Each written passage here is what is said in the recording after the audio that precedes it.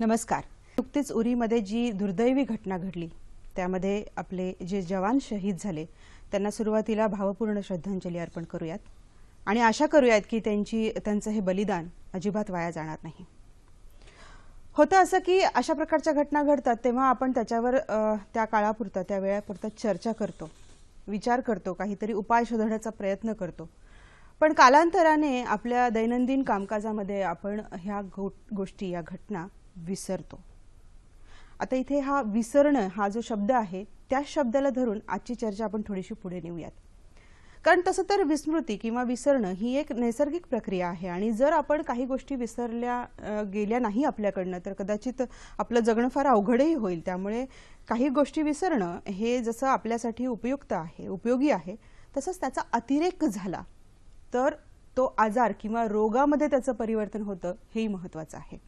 आणि मग त्या गोष्टीला आपण डिमेन्शिया किंवा अल्झायमर सारखे शब्द त्या आजाराच्या बाबतीमध्ये आपण त्याचा उल्लेख करतो किंवा वापरतो। असे आजार असतात आपल्याला माहिती असतं, परंतु ते वरवर या आजारांविषयी आपण सखोल जाऊन अजूनही विचार करत नाही आणि आपल्या देशामध्ये या विषयाच्या संदर्भामध्ये गांभीर्याने अजूनही आपण विचार करत नाही, अध्ययन करत नाही, त्याच्या खोलात जात नाही।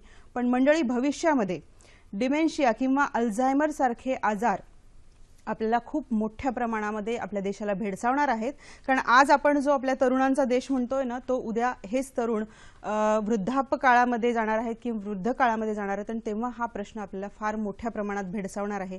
तेव्हा आज वेळीच या विषयावर आपण जरा सखोल चर्चा करूयात, आपण जाणून घेऊयात, कारण आज त्यासाठी योग्य दिवस आहे। आज आंतरराष्ट्रीय अल्झायमर डे आहे आणि त्या निमित्ताने आज आपण या विषयाच्या संदर्भामध्ये माहिती करून घेणार आहोत की नेमके हे आजार काय आहेत, कोणाला हे भेडसावतात, काय होतं याच्यामध्ये नेमकं, आणि या सगळ्यामध्ये आपण त्या रुग्णांशी आणि रुग्णांचा समाजाशी कशा पद्धतीने संपर्क यायला हवा, कशा पद्धतीने संवाद व्हायला हवा, अशा अनेक विषयांवर आज चर्चा करणार आहोत। त्यामुळे आजचा आपला विषय काय आहे बघा, आजचा आपला विषय आहे स्मृतिभ्रंश, एक समस्या आणि उपाय। या विषयावर माहिती देण्यासाठी आमंत्रित केलेलं आहे डॉक्टर संजय कुमावत आणि श्री शैलेश मिश्रा या अतिशय तज्ञ व्यक्तींना। डॉक्टर संजय कुमावत हे एक प्रसिद्ध मानसरोग तज्ञ आहेत। गेली 25 वर्ष ते या क्षेत्रामध्ये काम करत आहेत। ते माजी उपसंचालक आरोग्य सेवा महाराष्ट्र राज्यामध्ये काम त्यांनी केलेलं आहे। राज्य सदस्य सचिव मानसिक आरोग्य केंद्र महाराष्ट्र राज्य याच्याही मध्ये त्यांचा कार्याचा अनुभव आहे। ठाण्याच्या मनोरुग्णालयामध्ये अधीक्षक म्हणून त्यांनी काम पाहिलेले आहे। इंदिरा हॉस्पिटल आणि सपना हेल्थ केअर सेंटर इथे सध्या ते या सगळ्याशी जोडले गेलेले आहेत आणि मेंटल हेल्थ याच्यावर अनेक शिबिरांच्या माध्यमातून त्यांनी जनजागृतीचं काम केलेलं आहे। आपले जे आजचे दुसरे पाहुणे आहेत ते आहेत श्री शैलेश मिश्रा।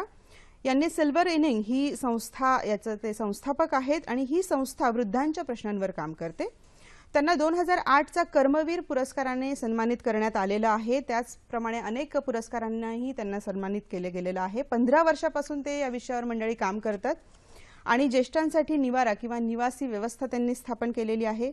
सत्यमेव जयते आणि स्त्री शक्ती या कार्यक्रमांमध्ये त्यांचा सहभाग होता। विषय खूप महत्त्वाचा आहे आणि मला माहिती आहे की तुमच्या मनामध्ये या विषयाच्या संदर्भामध्ये असंख्य प्रश्न आहेत। थेट आमच्याशी जोडले जा या फोन नंबरच्या माध्यमातून। फोन नंबर आमचे असे आहेत 24908050 24988050। मुंबई बाहेरचे प्रेक्षक आणि मोबाईलवरनं संपर्क साधायचा असेल तर 022 हा एसटीडी कोड आपला आहेच।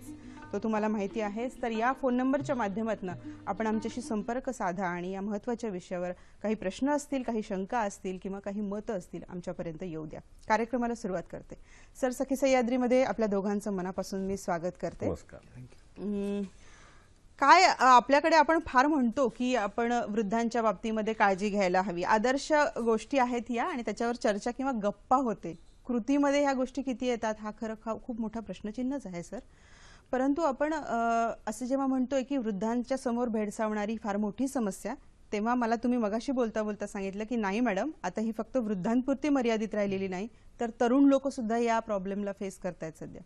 सुरुवातीला सर, काय आहे डिमेन्शिया, म्हणजे काय, नेमकं काय सांगता येईल? डिमेन्शिया हा शब्द असा आहे की त्याची व्याप्ती फार मोठी आहे. आपल्याला विविध लक्षणं जी असतात त्या विविध लक्षणांचं एक संकुल म्हणजे डिमेन्शिया. एकत्रित अशी ही त्याचं हे नामाधिकरण केलेलं आहे. आणि डिमेन्शियामध्ये मूळ जे महत्त्वाचं जे लक्षण आहे ते म्हणजे स्मृतिभ्रंश, ज्याला आपण म्हणता येईल स्मृतीचा डोहररिता.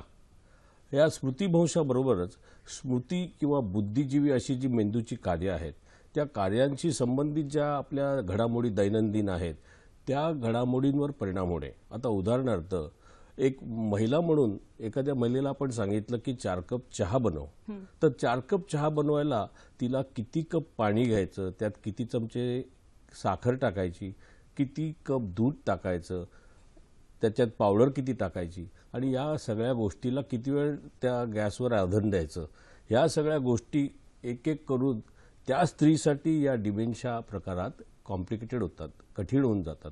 आणि मग बऱ्याच वेळ तरी जातं किंवा दूध जास्त होतं, साखर जास्त होते किंवा पावडर कमी पडते इत्यादी. किती छोटीशी गोष्ट आहे ना सर ही, अगदी दैनंदिन जीवनातल्या गोष्टी आहेत, पण किती त्याच्यावर इफेक्ट होतो या गोष्टीचा. याच्या व्यतिरिक्त सारासार विचार करणे हे पण त्यांना कठीण जातं. जसं आहे स्थळ काळ याचा विचार. आता मला इथून जायचंय एखाद्या ठिकाणी, त्या ठिकाणी जायला मी 1000 रुपयाची नोट घ्यायची आणि जायचंय मला इथून एक 5 मिनिटाच्या अंतरावर. तर मला हे तारतम्य राहत नाही डिमेन्शियामध्ये की मला किती पैसे लागतील, का पैशाची गरज आहे का 2 मिनिटं पायी जावं लागेल मला. या सगळ्या जो गोष्टी आहेत ते समजत नाहीत. तिसरी महत्त्वाची गोष्ट म्हणजे आपल्या व्यक्ती असलेली वेळ आणि महत्त्वाचं म्हणजे आपलं स्थळ. या सगळ्या मी कुठे आहे, समोर कोण उभा आहे, समोर मी कोणाशी काय विषयावर बोलतोय याचं भान राहत नाही. आणि हे सगळं मी आपल्याशी संभाषण करताना जे मी शब्द बरोबर निवडून त्याच्यातनं ते वापरून आपल्याकडे समोर ठेवतोय, हे भाषेवरचं प्रभुत्व पण त्यांचं जातं. आणि मग भाषेचं प्रभुत्व गेलं की तो शब्द त्यांना आठवणं कठीण जातं की नेमका शब्द कोणता वापरावा या ठिकाणी, कशा प्रकारे वापरावा. हे जे चपकल आपल्याला जमतं इतकं सहज, ते त्यांना जमत नाही. आणि मग ते एकदम त्याच्या मनावर परिणाम होतो, चिडचिड होते. मी आत्ता इथं ठेवलेली गोष्ट कुठे गेली ते आठवत नाही. आणि मग मात्र ती व्यक्ती स्वतःवरच एक प्रकारे चिडचिड एकतर मग स्वतःवरती चिडचिड करते, समोरच्यावर चिडचिड करते, किंवा मग एक प्रकारची असुरक्षिततेची भावना त्यांच्यात निर्माण होते.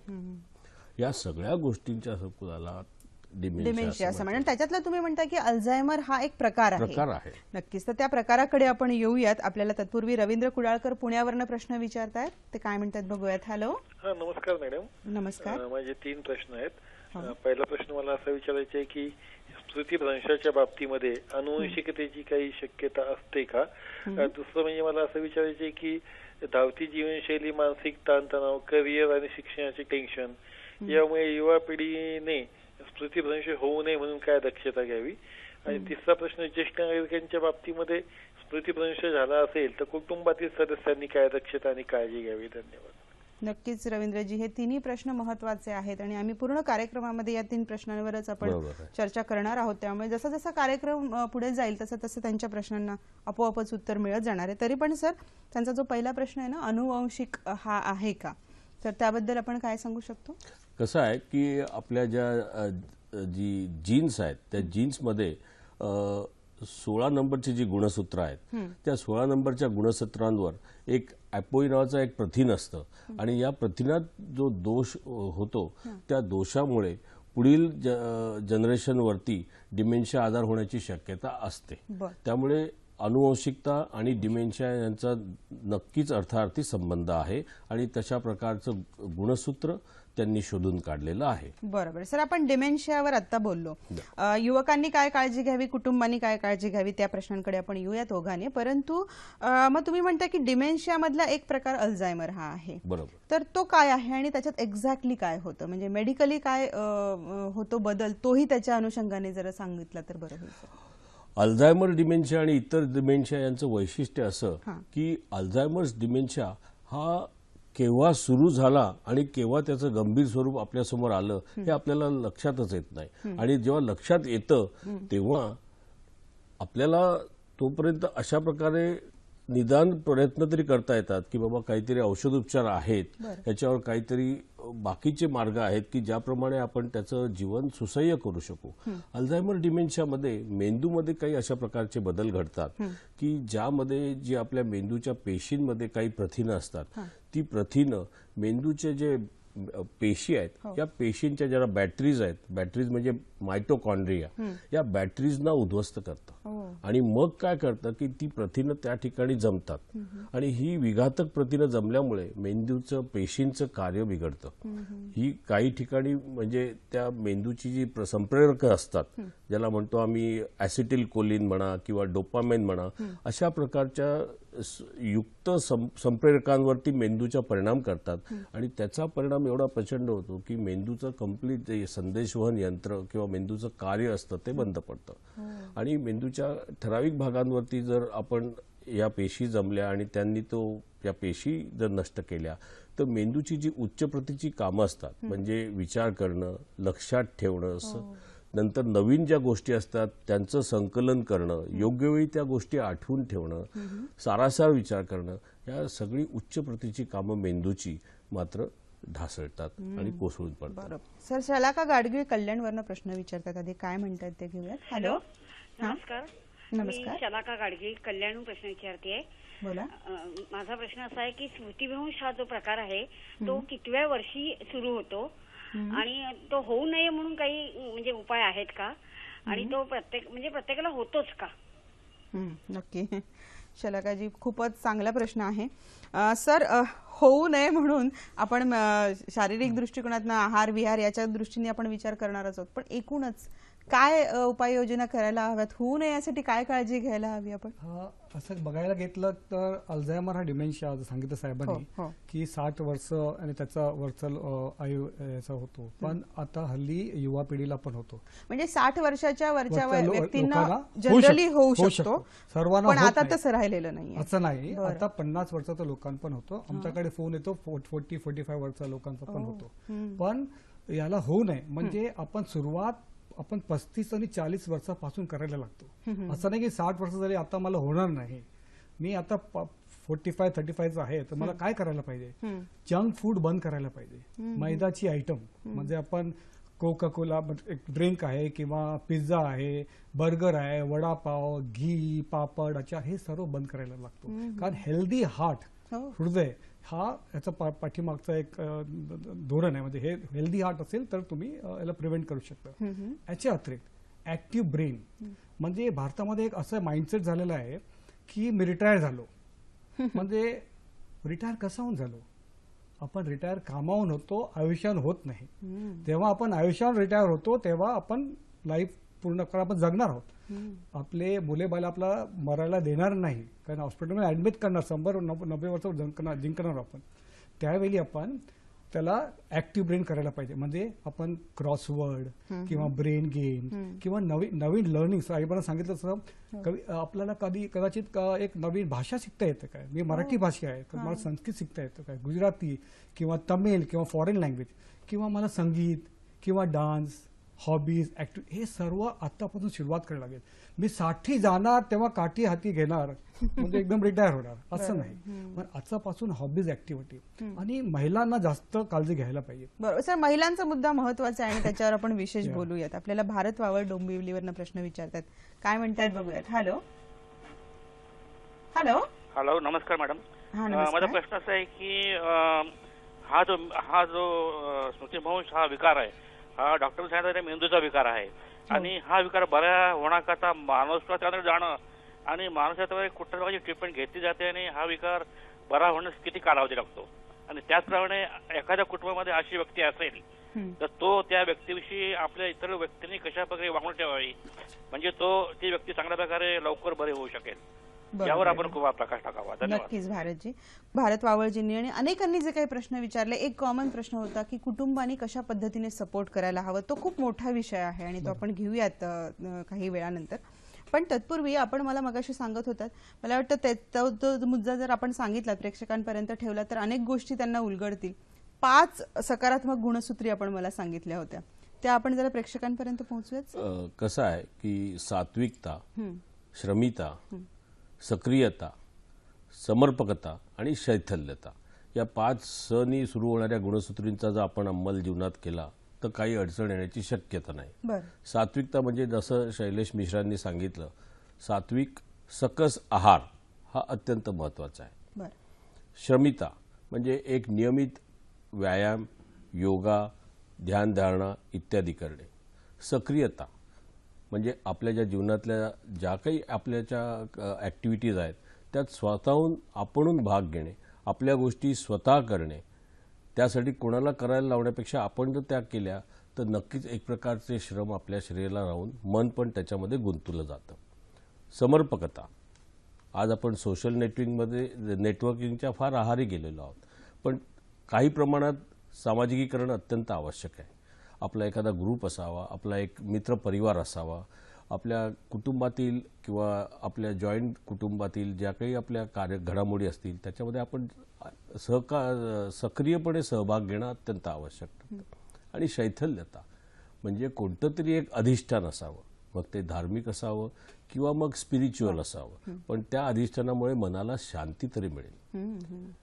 कारण सर रिटायर झालेलो म्हणजे जॉबमधनं रिटायर झालेलो आहात, पण मनाने होत नाही किंवा मेंदूनी ते शैथिल्य एकदा आलं आणि मी आता काहीच कामाचं नाही किंवा मी आता काय करू, ते रिकाम पण आलं की मग हे सगळे प्रश्न हळूहळू मला वाटतं ते स्लो पॉइझनिंग सारखे एंटर करत जातात शरीरामध्ये आणि तो धोक्याची ती बाब आहे. भारत वावळजींनी आणखी एक प्रश्न विचारला होता आणि शलाकाजींनी पण, कधी बरा होतो हा आजार, म्हणजे त्याच्यावर ट्रीटमेंट काय, कारण उपाययोजना काही आहे का, त्याच्यावर ठोस काही असं औषध आहे का, आणि बरा व्हायला किती कालावधी लागतो, असा त्यांनी प्रश्न विचारला होता. त्याच्यावर काय सांगाल सर? काय याचं गांभीर्यच असं, आपण आज जी चर्चा करतोय याच्या मागचं गांभीर्य असं की कधी बरा होणार हा महत्त्वाचा प्रश्न आहे.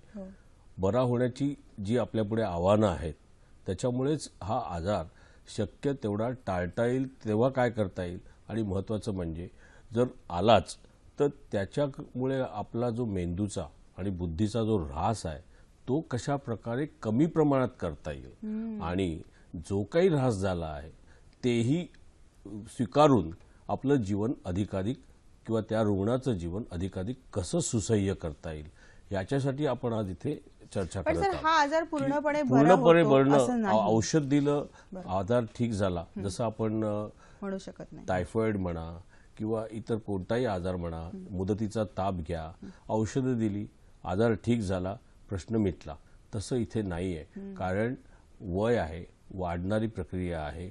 आज आपण मोतीबिंदूला ऑपरेशन करून नवीन लेन्स टाकू शकतो, मेंदूला नवीन असा काही ॲडव्हान्स सरोगेट मेंदू कोणाचा घेता येत नाही. ट्रान्सप्लांट तर शक्यच नाही. एक्झॅक्टली काय प्रक्रिया होते, थोडंसं जरा आम्हाला आकृतीने किंवा चित्राने दाखवता येईल का, डायग्रामनी, की काय असं मेंदूमध्ये घडतं ज्याच्यामुळे हा प्रॉब्लेम्स क्रिएट होतात सर? की मेंदूच्या पेशींबद्दल मगाशी मी सांगत होतो की मेंदूच्या पेशींमधल्या ज्या काही प्रथिनं असतात, या प्रथिनांमुळे इतक्या ज्या आपल्या रासायनिक प्रक्रिया आहेत, मला वाटतं आपण आता स्क्रीनवर बघतोय प्रेक्षक, ते डायग्राम, रासायनिक प्रक्रिया अशा प्रकारे होतात की त्यामुळे त्या पेशींचं कार्यच पूर्णपणे बदलतं. आणि आज मेंदू म्हणजे आपली जशी एखादी कॉम्प्युटरची चिप असते तशी चिप असते, आणि ही मायक्रोचिप जरी असली तरी त्याचं काम वेगवेगळ्या प्रकारचं असतं. संभाषण एक गोष्ट आहे, त्यानंतर आपल्या हालचाली, त्या हालचालींचं नियंत्रण हा दुसरा भाग आहे, त्यानंतर नवीन शिकणे, ते संकलन करणे, ते संकलन करून ते परत योग्य वेळी त्याचा वापर करणे, या सर्व गोष्टी मेंदूच्या फार किचकट आहेत. परंतु तरी सुद्धा प्रत्येक पेशीला त्याचा भाग महत्वाचा आहे. आपला तोल सांभाळणे, चालताना सुद्धा योग्य अंतरावर पाऊल टाकणे, या सर्व गोष्टी विविध भागातून मेंदूच्या नियंत्रित होत असतात आणि आपल्याला कळणार नाही इतक्या सहजपणे हे होत असतं. आणि डोळे जमीन पाहतात, त्याप्रमाणे पावलं उचलली जातात, त्याप्रमाणे बरोबर ते अंतर आपण पार पडतो आणि बरोबर ते स्पर्शज्ञान मेंदूला होऊन दुसरं पाऊल पुढे टाकतो. या इतक्या सोप्या होणाऱ्या घटना पण मेंदू त्वरित तिथे त्याचं आकलन होऊन त्याप्रमाणे कार्यवाही चालू असते. या सर्व प्रकारच्या घटनांवरती त्या विविध प्रथिनांमुळे ज्या रासायनिक प्रक्रिया होतात त्याच्यामुळे विपरीत परिणाम होतो आणि विपरीत परिणाम होऊन या सर्व प्रकारच्या प्रक्रिया कमी अधिक प्रमाणात बिघडून जातात. रोहिणी नांद्रे आपल्याला धुळ्यावरनं प्रश्न विचारत आहेत. हॅलो. हॅलो हॅलो नमस्कार मॅडम. नमस्कार. बोला रोहिणी, आपला प्रश्न विचारायचा. नमस्कार सर. नमस्कार मॅडम. माझा प्रश्न असा आहे की कामातून होणारा स्ट्रेस आणि स्मृतिभ्रंश यांचा काही संबंध आहे का? नक्कीच रोहिणी, खूप चांगला प्रश्न आहे सर. तुम्ही जेव्हा हा मुद्दा काढला होता ना, माझ्या मनातही हाच मुद्दा आला होता की आता हे वयावर अवलंबून राहिलेला नाहीये. आज तरुण लोकांना देखील हा प्रॉब्लेम जेव्हा सतावतोय तेव्हा स्ट्रेस हा सगळ्यात महत्वाचा मेजर भाग आहे का सर? आधी तुमच्याकडनं मी याचं माहिती घेते. स्ट्रेस कसं आहे की आपण स्ट्रेस आपण जानबुजाने घेतोय. हो, कारण भारतात एक सवय झाली की 24 तास काम करायचं. ऑफिसमध्ये गेला की बॉस सांगतोय की 6 वाजले, आता बॉस 6 वाजला नंतर आपलं बोलवतो आतमध्ये. घरी गेलो की घराचं काम असतो, हाऊसवाईफ पण ती पण काम करते. स्ट्रेस आहे. मी पण विसरतो, मला फोन नंबर आठवत नाही, कारण आपण टेक्नॉलॉजीला सरेंडर केलेलं आहे. आपण मोबाईल कॅल्क्युलेटरचा वापर करतो. माझे वडील मला मारायचे कारण मला बाराखडी किंवा टेबल नाही यायचं. ते आता विसरलो, कारण मी आता कॅल्क्युलेशन करत नाही. ते हा स्ट्रेस म्हणजे कामाचा स्ट्रेस, जीवनाचा प्रॉब्लेम असेल किंवा पारिवारिक किंवा आपण जसं पैशाची आता क्रेडिट कार्ड वगैरे अपेक्षा वाढल्यात सर आणि त्या अपेक्षा भंग झाले की एक वेगळ्या प्रकारचा स्ट्रेस आणि प्रत्येकाला स्ट्रेसमुळे टेम्पररी मेमरी लॉस किंवा असा मेमरीचा प्रॉब्लेम होऊ शकतो. पण त्याच्यामध्ये आपला डिमेन्शिया झाला असं कदाचित नाही. बरोबर. म्हणजे त्या डिमेन्शियामध्ये आपण काय विसरतो, हा जो एक भाग आहे ना सर, थोडं लक्षात घ्यायला पाहिजे. काय होईल, कारण नॅचरली आपण सुरुवातीला तसं सांगितलंच आहे की निसर्गतःच थोडंसं विस्मृती किंवा विसरणं हा एक नैसर्गिक भाग आहे. पण जेव्हा सरांनी सांगितलं पर्टिक्युलरली अशा प्रकारच्या गोष्टी विसरल्या जातात, दैनंदिन महत्वाच्या किंवा आपल्या जवळच्या लोकांचं नावं आठवत नाहीयेत, असे जेव्हा मेजर प्रॉब्लेम येतात तेव्हा त्यात तो काहीतरी आपला सिरियस प्रॉब्लेम आहे असं आपण समजू शकतो. सर, स्ट्रेस आहे, आहार विहार आहे, बदलती जीवनशैली, हे सगळे पॉइंट्स आहेत. अनेक आजारांच्या बाबतीमध्ये हल्ली आम्ही जेव्हा चर्चा करतो, डिस्कस करतो, हे पॉइंट्स वारंवार इथे चर्चेले जातात की याच्यावर आपल्याला खूप काम करणं आवश्यक आहे. त्यामुळे अजून अधिक सखोल या विषयाच्या संदर्भात माहिती घेत असताना डिमेन्शियाचा जो आपण मगाशी उल्लेख केला सर, त्याचे प्रकार काय जर अधिक जाणवले किंवा त्याच्याविषयी माहिती मिळाली तर अधिक उलगडा होईल त्याच्याबद्दल. जसं मी सांगितलं, अल्झायमर्स हा त्याचा मोठा भाऊ, परंतु बाकीच्या पण त्याच्यामध्ये बऱ्याचशा घडामोडी घडतात. जसं रक्तवाहिन्या, या रक्तवाहिन्यांचं जर रक्त जर साकळलं तर रक्तवाहिन्यांमध्ये अशा प्रकारे मेंदूच्या छोट्या छोट्या रक्तवाहिन्यांमध्ये आपण आता स्क्रीनवर बघतोय बऱ्याच प्रकारचे छोटे छोटे ब्लॉक्स होतात आणि ह्या रक्तवाहिन्या साकळून मग मात्र आपल्याला व्हास्क्युलर डिमेन्शिया येतो. या व्हास्क्युलर डिमेन्शियाचं वैशिष्ट्य असं की जे काही त्याच्यात बदल दिसतात हे आज आपण स्क्रीनवर जे पाहताय की अशा संपूर्ण रक्तवाहिन्या, या संपूर्ण रक्तवाहिन्यांचं एकत्रित परिणाम जो आहे तो आपण पाहतो. किंवा हा एकत्रित परिणाम एकाच वेळेला दिसतो असं नव्हे, तर सुरुवातीला एक भाग त्याचा निकामी होतो, मग तेव्हा त्या भागाशी संबंधित लक्षणं येतात, नंतर दुसरा भाग येतो, तिसरा भाग येतो आणि मग जेव्हा अतिशय संपूर्ण मेंदूच्या रक्तवाहिन्या जेव्हा अशा प्रकारे ब्लॉक होतात तेव्हा मात्र त्याचा एकत्रित परिणाम दिसतो. या व्हास्क्युलर डिमेन्शियामध्ये स्मृतिभ्रंश तर होतोच, परंतु आपल्या हालचालींवर परिणाम होतो, आपल्या भावनांवर परिणाम होतो. अतिशय तीव्र भावना व्यक्त केल्या जातात, मग कधी अचानक रडू कोसळतं, कधी अचानक तीव्र संताप येतो, आपल्याला चालणं मुश्किल बनतं, बॅलन्स जाण्याची शक्यता नाकारता येत नाही. आणि प्रत्येक वेळेला जेव्हा नवीन रक्तवाहिनी ब्लॉक होते तेव्हा तो डिमेन्शिया एक एक पाऊल पुढं पुढं खालच्या दिशेने जाऊ लागतो. Sir first stage, second stage, third stage असं जर आपण स्टेज वाईज थोडंसं डिस्क्राईब केलं तर काय काय लक्षणं दिसतात सर, काय सांगता येऊ शकतं? आपण खूप म्हणजे खरं तर चर्चा करतोय आपण या विषयाच्या संदर्भामध्ये, पण चर्चा करणं डॉक्टर साहेब खूप सोपं असतं. शैलेशजींचा इथे मुद्दाम उल्लेख करते कारण त्यांनी ग्राउंड लेवलवर जाऊन याविषयी कार्य केलेलं आहे आणि अनेक रुग्णांना त्यांनी या संदर्भामध्ये मार्गदर्शन केलेलं आहे आणि नातेवाईकांनाही मार्गदर्शन केले. काय सांगू शकतो सर?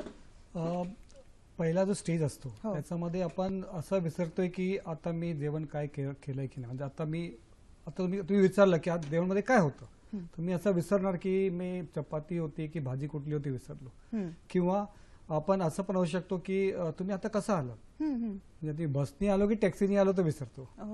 ते आपण विसरतो आणि ते आठवण होत नाही. बरं काय होतं सर, वृद्धापकाळामध्ये असे वयामुळे विसरतोय असं गृहीत धरलं जातं नाही का? एक्झॅक्टली. आणि ते असं विचारलं जातं की हा आता डॉक्टरकडे गेलं आता आजार आहे, वृद्ध आहे, म्हातारी झाली, आता काय तुला गरज आहे.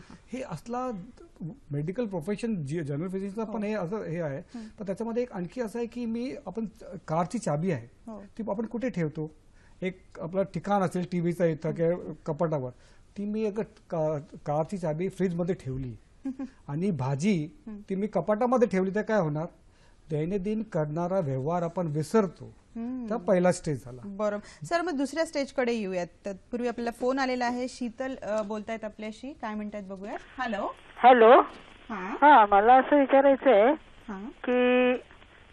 विचारायचंय की आम्ही असं ऐकलं होतं की हिंडालियम किंवा अल्युमिनियमच्या भांड्यात शिजवलेलं अन्न खाल्लं की त्यामुळे अल्झायमर होतो, तर हे खरं आहे का?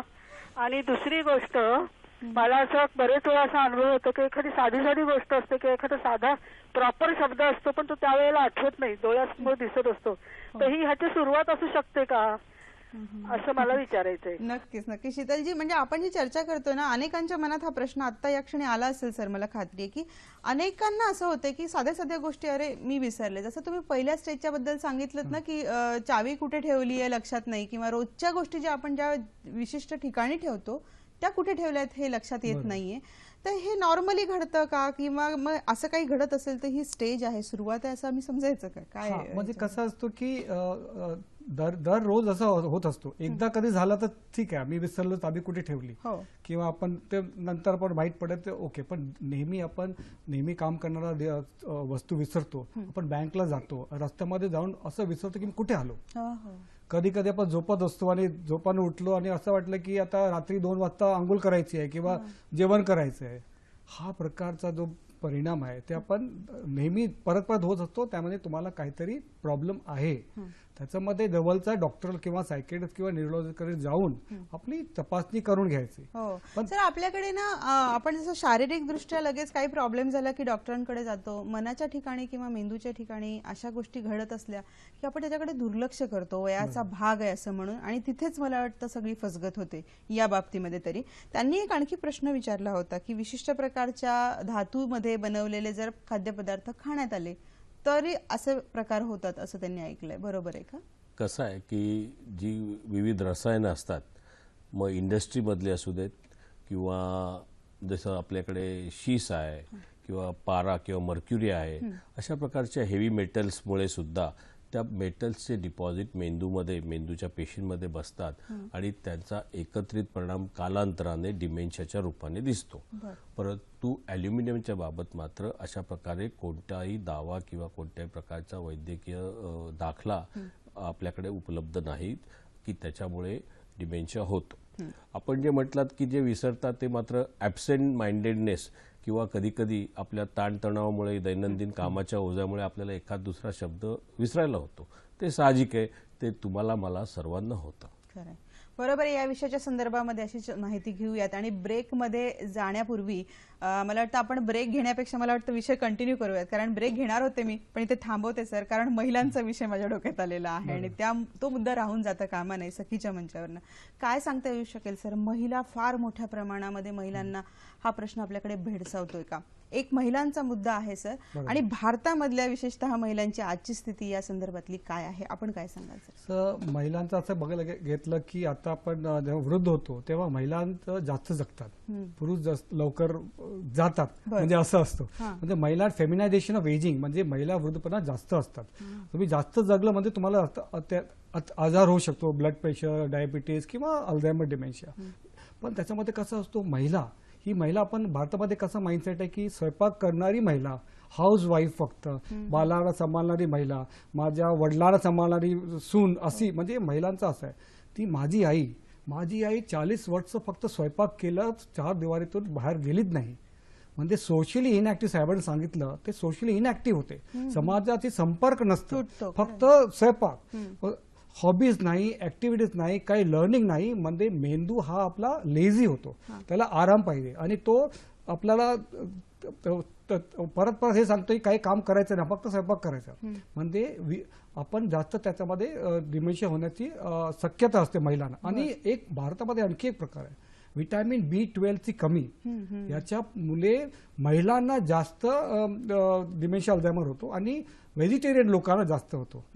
फिश खाल्यानंतर विटॅमिन B12 भेटतो आणि आजार हा कमी होऊ शकतो, प्रिव्हेंट करू शकतो. पण महिलांमध्ये विटॅमिन B12, कारण आई कशी असते, ती मुलांना देणार, नवऱ्याला देणार, आहाराच्या बाबतीत, स्वतःच्या आहाराच्या बाबतीत शेवटी बचाखुचा काइंड ऑफ. तो त्याच्यामध्ये त्यांना पण चांगला आहार पाहिजे, फ्रूट पाहिजे, ज्यूस पाहिजे, त्यांना पण विटॅमिन्स पाहिजे, B12चं इंजेक्शन पाहिजे. ते सर्व डॉक्टर किंवा मार्फत करायला पाहिजे. आणखी आपला स्वतःचा सांभाळणार पाहिजे. म्हणजे आपण कोणावर निर्भर नको. मी आजची महिला आहे, मी आजची आई, मी आजची आजी आहे. माझ्या स्वतःचा काहीतरी डिपेंडन्सी आहे की नाही, इंडिपेंडंट आहे की नाही, स्वतःचा माझा पैसे पाहिजे, स्वतःला सोशल बांधणीकरण पाहिजे, स्वतःला माझी हॉबी हौस पाहिजे. माझी आईला आता पिक्चर बघायचं असेल तर मी स्वतःचं जगणं हे सेकंडरी असतं. इंडियन महिलाच्या बाबतीत आपण जेव्हा बऱ्याचशा महिला विधवा आहेत, परित्यक्त्या आहेत, काहींनी लग्नच नाही केलेलं. बऱ्याचशा महिलांची परिस्थिती अशी आहे की या ग्रामीण भागात आजही रोजगारीवर कामं करतायत. आजही शहरी भागात सुद्धा महिलांची परिस्थिती अशी आहे की बऱ्याच वेळा त्या महिला तुम्हाला नोकरी धंद्यात आढळतात. या संपूर्ण आजाराला दिवसाला जवळजवळ 1200 ते 1500 रुपये खर्च आहे. आणि हा खर्च आणि स्वतःची इतर जे त्या वयाच्या बरोबर आलेले जे आजारांचं पॅकेज असतं त्याचा खर्च निभावणं आणि नंतर त्या कुटुंबाला पोषणं हे त्या महिलेच्या पलीकडची गोष्ट होती. बरोबर आहे सर. प्रेम, जिव्हाळा, आपुलकी ह्या सगळ्या गोष्टी प्रत्येक वयातल्या व्यक्तीला हव्या असतात, पण वृद्धापकाळामध्ये त्याची विशेष गरज असते, मला असं वाटतं. आणि असं म्हणतात ना की वृद्धापकाळ म्हणजे पुन्हा एकदा बाल्यावस्थेकडे जाणारा काळ आहे, तेव्हा कुटुंबाची जबाबदारी ही दुपटीने वाढलेली असते. जो प्रश्न आपल्याला सातत्याने प्रेक्षकांकडून येतो आहे त्या प्रश्नाकडे वळूयात की कुटुंबाचा व्यवहार अशा रुग्णांच्या बाबतीत कसा असला पाहिजे आणि अशा रुग्णांनी समाजामध्ये स्वतःला कसं एस्टॅब्लिश करायला पाहिजे, समाजाशी त्यांचा संवाद कसा असायला पाहिजे, दोन्ही प्रश्नांवर सर. जेव्हा एक परिवारामध्ये असा कोणतरी त्यांचा आई किंवा वडील किंवा बायको किंवा नवरा हा रोगाने ग्रस्त होतो, तेव्हा पहिल्यांदा आपण डॉक्टरकडे जातो. किंवा आयदर आपल्याला माहीतच नसतं काय आहे तर आपण असं एक्सेप्ट करत नाही की यांना काही आजार आहे. भारतामध्ये एक असा माइंडसेट आहे की सायकॅट्रिस्टकडे जायचं म्हणजे तो वेडा झालेला आहे. पण तो वेडा झालेला नाही. त्याला डिमेन्शिया किंवा अल्झायमर हा रोग असू शकतो. तो मेंदूचा प्रोग्रेसिव्ह डिझीज आहे, डिसऑर्डर आहे. त्याच्यामध्ये त्याला हेल्प पाहिजे. हेल्पमध्ये कुठली एक डॉक्टरकडे जाऊन पहिल्या स्टेजमध्ये असेल तर आपण त्यांना मेडिसिन देऊन ट्रीटमेंट करू शकतो एका सेकंड स्टेजपर्यंत. पण मेडिसिन अतिरिक्त त्यांना एक प्रेम, त्यांना लव्ह अँड केअर. ते हा रोग कसला आहे, ह्युमॅनिटीचा रोग आहे, म्हणजे मानवताची कमी. मी आता गावातून शहरावर आलो आणि शहराचा माझा फ्लॅट छोटा झाला आणि फ्लॅट छोटा झाला आणि माझं हृदय पण छोटा झाला. म्हणजे कसं आहे की मला ते मला आई वडील, ठीक आहे आई वडील आहेत, ते आधारसाठी पाय हे करण्यासाठी आपण हे करतो, त्यांना सत्कार वगैरे करतो, लोकांकडे घेऊन जात नाही, तो आपण काळजी घेत नाही. पण ह्या लोकांबरोबर आपल्याला संवाद करायला पाहिजे. ते तुम्हाला असंच तुम्ही सांगू शकत नाही कसे आहे आजी, ते कधीही तुम्हाला काही म्हणणार नाही. त्यांचं कन्व्हर्सेशन करायला लागेल. मी आता बाहेर गेलेलो, आता याला भेटलो, मी सब्जी घेतली, आणि मग आपला संवाद साधायला लागेल. किंवा सर ते जेव्हा एखादा शब्द विसरतात तेव्हा आपण त्यांच्यावर चिडचिड करणं किंवा काय म्हणताय असं वारंवार विचारणं हा पण एक त्यांना त्रासदायक भाग असतो. म्हणजे कसं आहे की त्यांना असं माहीत पडतं की माझा इन्सल्ट होतोय, कारण तुम्ही परत त्यांना आठवण केलंय, तुम्हाला आठवत नाही मी कोण आहे, अरे असं कसं विसरू शकताय. असली गोष्टी कधी करायचं नाही. म्हणजे कसं आहे की जोराने बोलायचं नाही, त्यांना काही करता त्यांना थांबवायचं नाही. सर, त्यांच्याशी संवाद साधत असताना शब्दांचा कसा उच्चारण असायला हवं? संवाद म्हणजे असं असतो की नेव्हर स्टॉप दे, म्हणजे त्यांना कधी रोखायचं, थांबू नका. ते चालत असतात, कारण या लोक कसं वँडरिंग करतात, म्हणजे परत परत हॉलमध्ये जातात, रूममध्ये जातात. काही प्रॉब्लेम आहे, जाऊ द्या, ते चालतात, कोणाला हर्ट करत नाही. त्याला थांबवायचं नाही, जोराने बोलायचं नाही, त्यांच्यामध्ये आर्ग्युमेंट करायचं नाही. दिवस आहे, रात्री सांगा आता दिवस आहे किंवा संध्याकाळ झालं, सकाळ झालं, काय प्रॉब्लेम काय तुम्हाला? ते कोणाला हर्ट करत नाही, त्यांना थांबवायचं नाही. पण ते एक लहानपणासाठी, आणि कधी कधी कसं असतो, आपण आपला टीव्ही बघतो, पेपर पढतोय, वाचतोय, आणि ते एक बाजूला बसलेले असतात, त्यांना अटेन्शन घ्यायचं असतं. ते अटेन्शन सीक करण्यासाठी काहीतरी वेगळं करतं आणि आपण त्यांच्यावर रागवतो. ऑफिसचा रागवलेला माणूस किंवा बायकोतली भांडत असलेला माणूस वडिलांना आणि आई वडिलांवर असं काही प्रकारचं आपण नेगेटिव्हिटी त्यांना दाखवायची नसते. हे लोकांना नेगेटिव्हिटी फार अट्रॅक्ट होतो. घरातलं वातावरण एकदम शांत सरळ पाहिजे, कलर एकदम लाईट पाहिजे. इनफॅक्ट टॉयलेट जो असतं, टॉयलेटमध्ये आम्हाला असं आढळलंय की टॉयलेट सीट आणि टॉयलेट टाईलचा कलर वेगवेगळा पाहिजे, कारण टॉयलेट सीट आणि टॉयलेटची टाईलचे कुठे टॉयलेट करायचं त्यांना कळत नाही. म्हणजे हा रोग म्हणजे छोटी गोष्ट आहे पण फार महत्त्वाची आहे सर. आणि रात्री आपण झोपतोय, एक बल्ब चालू करायला पाहिजे. म्हणजे कसं आहे की मी रात्री उठतो आणि अंधार, त्यांना अंधार पासून तर घाबरतात ते लोक. त्यांना काहीतरी ऐकू येतो, त्यांना काहीतरी दिसतोय, काही होत नाही. पण कधी कधी आपण काय करतो, बाबाकडे जातो. सगळे जे तुम्ही लक्षणं सांगतात हे सेकंड आणि थर्ड स्टेजची आहेत या आजाराची? पहिला स्टेज, पण कधी कधी आपण होतात, ठीक आहे, ऐकू आले, ते काही इंटरेस्ट घेत नाही, पण असं आपण गैरसमज करतो. पण असं काहीतरी झालं म्हणजे परत परत होतोय, तर आपण डॉक्टरची मदत घ्यायला पाहिजे. याच्यातला महत्वाचा मुद्दा काय, जो व्यक्ती जो कुटुंबीय त्या रुग्णाच्या जवळचा आहे ना, त्याला पण हे एका विशिष्ट वेळेनंतर थोडंसं इरिटेशन होऊ शकतं सर या विषयाच्या संदर्भात. त्याचंही मानसिक आरोग्य सांभाळणं त्याला महत्वाचं असू शकतं. त्यांनी कसं स्वतःची काळजी घ्यायला हवी? याला केअर पेशन्स पाहिजेत या गोष्टी. याला केअर गिव्हिंग स्ट्रेस म्हणतात. म्हणजे कसं, माझ्या आई वडिलांना काय झालं, माझ्या बायकोला काय झालं, मी ओव्हरडू करणार, म्हणजे प्रेमाने जास्त करायला कोशिश करणार. मी आई वडिलांचा देखभाल करण्यासाठी मग ती नोकरी सोडून घरात बसणार. मग काय होणार, हा रोग मध्ये कसा असतो, 4 वर्ष ते 15 वर्षापर्यंत जगतात, नंतर ते जाणार, नंतर तुमची नोकरी पण गेली. आणि हा करताना ह्याच्यामध्ये शॉर्टकट नाही, हा लॉंग टाइम केअर आहे. 24 तास केअर पाहिजे. तुम्हाला केअर गिव्हर ठेवायला लागेल, किंवा तुमच्या बहिणी किंवा भाऊ, तुमचे काका यांच्या सर्वांची मदत घ्यायला लागेल. आणि तुम्हाला स्वतःला ब्रेक पाहिजे. तुम्हाला मूवी जायला लागेल, तुम्हाला शॉपिंग करायला लागेल, तुम्हाला बँकामध्ये जायला लागेल, तुम्हाला आरामात कॉफी प्यायला लागेल.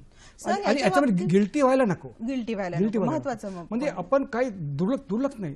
तुमची माझी तब्येत बरी असेल, माझी मानसिकता बरी असेल, तरी मी जास्त केअरिंग जास्त चांगल्या प्रकारे देऊ शकतो. खरं सर, या बाबतीमध्ये समाजामध्ये सपोर्ट स्टाफ तयार होणं फार महत्वाची गोष्ट आणि काळाची गरज आहे असं वाटत नाही आपल्याला? आणि त्याच्या संदर्भामध्ये काय सुरू आहे सर, परिस्थिती काय सध्या? आता आम्ही जे संस्था सुरू केली एव्हन स्नेहांजली नालासोपाराला, आणि भारतामध्ये असं फक्त 10 संस्था आहेत ते देखभाल 24 तास करतात. भारतात हा मध्ये 41-40 लाख लोक या रोगाने ग्रस्त आहेत. आणि आम्हाला सर्वात मोठा जो प्रॉब्लेम आहे तो सपोर्ट स्टाफ भेटत नाही, केअर गिव्हर भेटत नाही. ट्रेन स्टाफ म्हणजे डिमेन्शिया अल्झायमर काय याच्यामध्ये फार मोठा प्रॉब्लेम असतो. एक प्रॉब्लेम असा आहे की कोणीही वृद्धांबरोबर काम करायला मागत नाही. हा एक मोठा प्रॉब्लेम आहे. डिमेन्शियाला मेंटल हेल्थ सुद्धा आणखी आता मोठा प्रॉब्लेम झाला. ते मुलाबालांना किंवा बाई बरोबर काम करणार असतील त्यांना क्लीन करणार, वृद्धांचा डायपर बदलणं त्यांना प्रॉब्लेम होतो.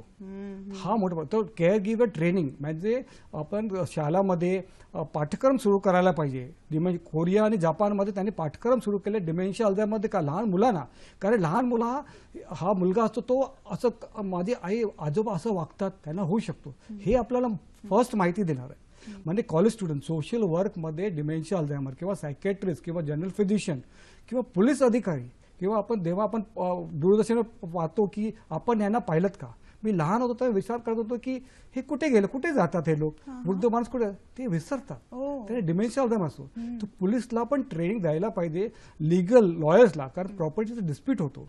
डिमेन्शिया अल्झायमर झाल्यामध्ये तुम्ही साईन करू शकत नाही. तुम्हाला हॉस्पिटल्समध्ये नर्सेसना किंवा ह्या सगळ्या स्टाफला पण याच्याबद्दल ट्रेनिंग देणं फार आवश्यक आहे, म्हणजे आपल्याकडे असतं का?